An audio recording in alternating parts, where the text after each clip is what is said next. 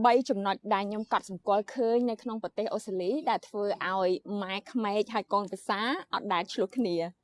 ចំណុចទី1តែពេលរៀបការហើយគឺដឹងតែបែកផ្ទះតែហ្មងគឺ99.9% នៃជនជាតិអូស្ត្រាលីគឺគាត់ដឹងថាបែកផ្ទះអ្នកទាំងអស់គ្នាគឺគាត់អត់ដែលនៅជាមួយគ្នាទេអញ្ចឹងហើយធ្វើឲ្យការកម្មរកុសក្នុងគ្រួសារហ្នឹងគឺអត់មានទេ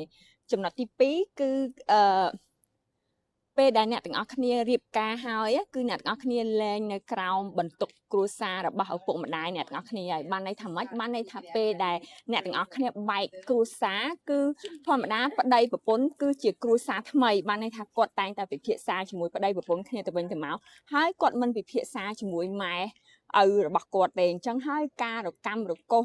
ឆ្លោះគ្នាគឺអត់មានតែម្ដងពីព្រោះឥឡូវអ្នកទាំងអស់គ្នាមានគ្រួសារថ្មីអញ្ចឹងហើយគឺ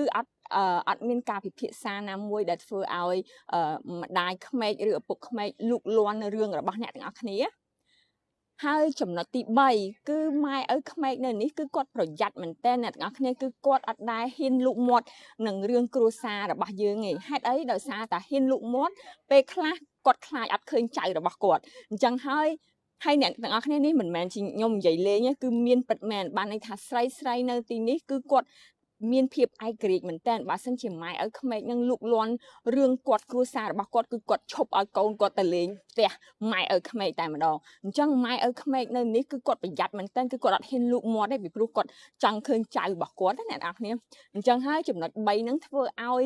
គ្រួសារនៅនេះគឺអត់ដែលមានបញ្ហាជាមួយគ្នាតែម្ដងអ្នកទាំងអស់គ្នាហើយសម្រាប់ខ្ញុំផ្ទាល់ក៏ខ្ញុំជួបខ្លួនឯងដែរគឺម្ដាយម៉ែឪក្មេកខ្ញុំគឺអត់ដែលលូកមាត់រឿងអីទាំងអស់ហើយសំបីតែគ្រួសារខ្ញុំក៏ខ្ញុំអត់ដែលចង់និយាយថាទៅពិភាក្សាគាត់រឿងអីផ្សេងគឺអត់ដែលតែហ្មងអ្នកទាំងអស់គ្នាគឺគ្រួសារយើងគឺដឹងតែគ្រួសារយើងគ្រួសារគាត់គឺដឹងតែគ្រួសារគាត់អញ្ចឹងគេចាត់ទុកថាតែគេរៀបការហើយគឺគេមានគ្រួសារថ្មីអ្នកទាំងអស់គ្នាគេអត់មានទៅលូកលាន់គ្រួសារម៉ែឪទៀតទេគឺមនុស្សផ្សេងគ្នាតែម្ដងណា